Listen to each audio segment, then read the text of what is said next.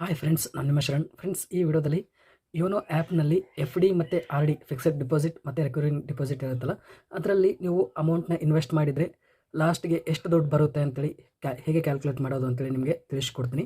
Friends, ನಿಮ್ಮ ನಿಮ್ಮ account S B ಐನಲ್ಲಿ ಇದ್ದರೆ ಈ ಒಂದು ಫೆಸಿಲಿಟಿನ ನೀವು ಪಡಿಬೋದು. ಅಂದರೆ ಯೋನೋ ಅಪ್ಲಿಕೇಶನ್ನ ಯೂಸ್ ಮಾಡ್ಬೋದು. ಅದರಲ್ಲಿ ಬೇರೆ ಬೇರೆ ವರ್ಕ್ ಎಲ್ಲ ಮಾಡ್ಬೋದು. ಅಮೌಂಟ್ನ ಟ್ರಾನ್ಸ್ಫರ್ ಮಾಡ್ಬೋದು, ಎಸ್ ಬಿ ಐ ಲೋನ್ ಏನಾದರೂ ಇದ್ದರೆ ಪೇ ಮಾಡ್ಬೋದು, ಎಲ್ಲನೂ ಮಾಡ್ಬೋದು. ಅದೇ ರೀತಿ ಒಂದು ವೇಳೆ ನಿಮ್ಮ ಎಸ್ ಬಿ ಐ ಅಕೌಂಟ್ನಲ್ಲಿ ನೀವು ಎಫ್ ಡಿ ಆರ್ ಡಿ ಮಾಡಿದರೆ ನಿಮಗೆ ಎಷ್ಟು ಅಮೌಂಟ್ ಬರುತ್ತೆ, ಮೆಚುರಿಟಿ ಅಮೌಂಟ್ ಎಷ್ಟು ಬರುತ್ತೆ ಲಾಸ್ಟಿಗೆ ಅಂತೇಳಿ ನೀವು ಕ್ಯಾಲ್ಕುಲೇಟ್ ಮಾಡ್ಬೋದು.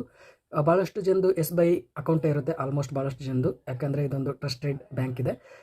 ಈಗ ಯಾವ ರೀತಿ ಕ್ಯಾಲ್ಕುಲೇಟ್ ಮಾಡೋಣ ಅಂತೇಳಿ ನೋಡೋಣ. ಯೋನೋ ಅಪ್ಲಿಕೇಶನ್ನ ಓಪನ್ ಮಾಡ್ತಾ ಇದ್ದೀನಿ. ಈಗ ಪಿನ್ನ ಹಾಕ್ತೀನಿ.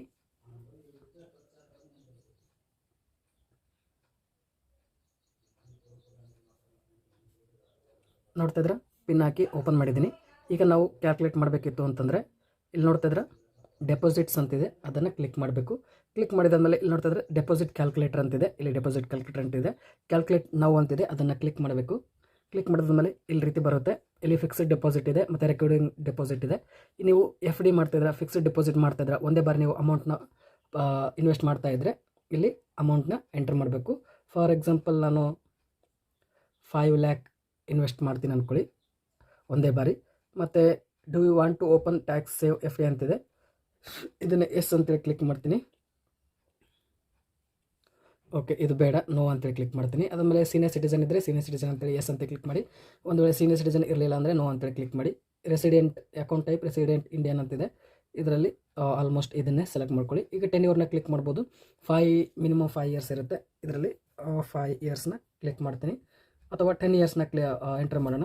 ಎಂಟರ್ ಮಾಡಿದಾದ್ಮೇಲೆ ಇಂಟ್ರೆಸ್ಟ್ ಪೇ ಔಟ್ ಅಂತಿದೆ. ಇಂಟ್ರೆಸ್ಟ್ ಯಾವಾಗ ನಿಮಗೆ ಪೇ ಆಗಬೇಕು ಅಂತೇಳಿದೆ, ಮೆಚುರಿಟಿ ಟೈಮ್ನಲ್ಲಿ, ಅಂದರೆ 5 ವರ್ಷ ಆದಮೇಲೆ.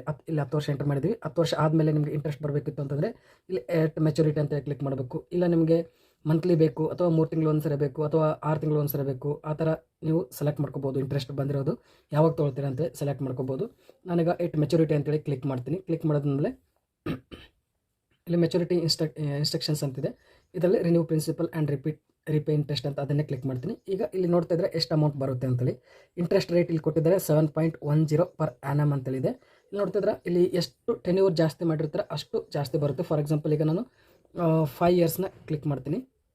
5 ಇಯರ್ಸ್ನ ಎಂಟರ್ ಮಾಡ್ತೀನಿ. ಇಲ್ಲಿ 5 ಇಯರ್ಸ್ನ ಎಂಟರ್ ಮಾಡಿದರೆ ಇಲ್ಲಿ 6.50 ಇದೆ, ಅಂದರೆ 6.5% ಇದೆ.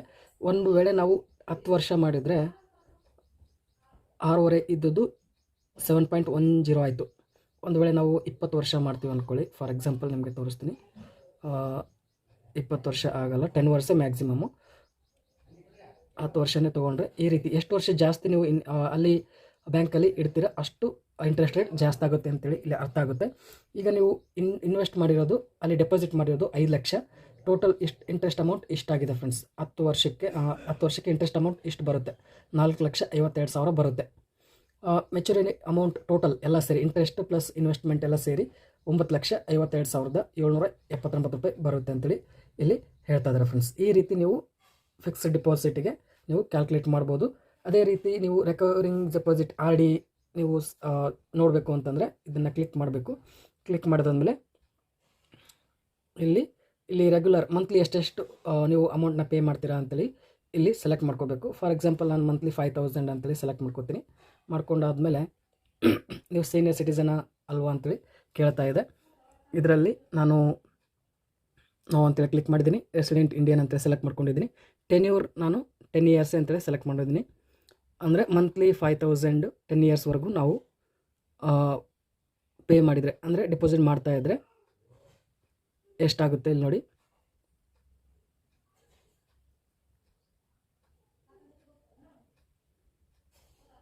ಎಷ್ಟಾಗುತ್ತೆ ಫ್ರೆಂಡ್ಸ್. ಮಂತ್ಲಿ ನೀವು 5,000 ರೂಪೀಸ್ ನೀವು ಡೆಪಾಸಿಟ್ ಮಾಡ್ತಾ ಹೋದರೆ 10 ವರ್ಷಕ್ಕೆ ನೀವು ಡೆಪಾಸಿಟ್ ಮಾಡಿರೋ ಅಮೌಂಟು 6 ಲಕ್ಷ ಆಗುತ್ತೆ. ಮತ್ತು ಇಂಟ್ರೆಸ್ಟ್ ಇಷ್ಟಿದೆ, 6.5 ಇಂಟ್ರೆಸ್ಟ್ ರೇಟ್ ಇದೆ. ನಿಮಗೆ ಇಂಟ್ರೆಸ್ಟ್ ಅಮೌಂಟು ಇಷ್ಟು ಬರುತ್ತೆ, 2,44,939 ಎಷ್ಟು ಬರುತ್ತೆ ಟೋಟಲ್ ಅಮೌಂಟ್ 10 ವರ್ಷ ಆದಮೇಲೆ. ನಿಮಗೆ ಇಲ್ಲಿ ನೋಡ್ತಿದ್ರೆ 8,44,939 ಇಷ್ಟು ಅಮೌಂಟ್ ಬರುತ್ತೆ ನಿಮಗೆ. ಈ ರೀತಿ ನೀವು ಕ್ಯಾಲ್ಕುಲೇಟ್ ಮಾಡ್ಕೋಬೋದು. 5,000 ನಿಮಗೆ ಜಾಸ್ತಿ ಆಗ್ತಾಯಿತ್ತು ಅಂತಂದರೆ 2,000ನೇ ಮಾಡ್ಕೊಳ್ಳಿ, ನೋಡೋಣ ಎಷ್ಟಾಗುತ್ತೆ. 2,000 ಮಾಡಿದರೆ ಇಲ್ಲಿ ನೋಡ್ತಾ ಇದ್ರೆ 10 ವರ್ಷ ನೀವು ಡೆಪಾಸಿಟ್ ಮಾಡ್ತಾ ಹೋದರೆ ಇಷ್ಟು ಅಮೌಂಟ್ ಬರುತ್ತೆ. 10 ವರ್ಷಕ್ಕೆ ನೀವು ಡೆಪಾಸಿಟ್ ಮಾಡಿರೋದು 2,40,000 ಆಗುತ್ತೆ. ಮತ್ತು ಇಂಟ್ರೆಸ್ಟ್ 97,975 ರೂಪಾಯಿ ಆಗುತ್ತೆ. ಮೆಚುರಿಟಿ ಅಮೌಂಟ್ ಇಷ್ಟು ಬರುತ್ತೆ, 3,37,000, ನಿಯರ್ಲಿ 3,38,000 ರೂಪಾಯಿ ನಿಮಗೆ ಬರುತ್ತೆ ಫ್ರೆಂಡ್ಸ್. ಈ ರೀತಿ ನೀವು ಯೋನೋ ಅಪ್ಲಿಕೇಶನ್ನಲ್ಲಿ ನೀವು ಕ್ಯಾಲ್ಕುಲೇಷನ್ ಮಾಡಿಕೊಂಡು ನೀವು ಡೆಪಾಸಿಟ್ ಮಾಡ್ಬೋದು ಫ್ರೆಂಡ್ಸ್. ಈ ವಿಡಿಯೋ ಇಷ್ಟ ಆದರೆ ಪ್ಲೀಸ್ ಲೈಕ್ ಮಾಡಿ. ನನ್ನ ಚಾನಲ್ಗೆ ಸಬ್ಸ್ಕ್ರೈಬ್ ಆಗಿರಲಿಲ್ಲ ಅಂದರೆ ಪ್ಲೀಸ್ ಸಬ್ಸ್ಕ್ರೈಬ್ ಮಾಡ್ಕೊಳ್ಳಿ. ಇದೇ ರೀತಿ ಒಳ್ಳೆ ಇನ್ಫಾರ್ಮೇಟಿವ್ ವೀಡಿಯೋಸ್ನ ಅಪ್ಲೋಡ್ ಮಾಡ್ತಾ ಇರ್ತೀನಿ ನನ್ನ ಚಾನಲಲ್ಲಿ. Thank you friends, thank you very much.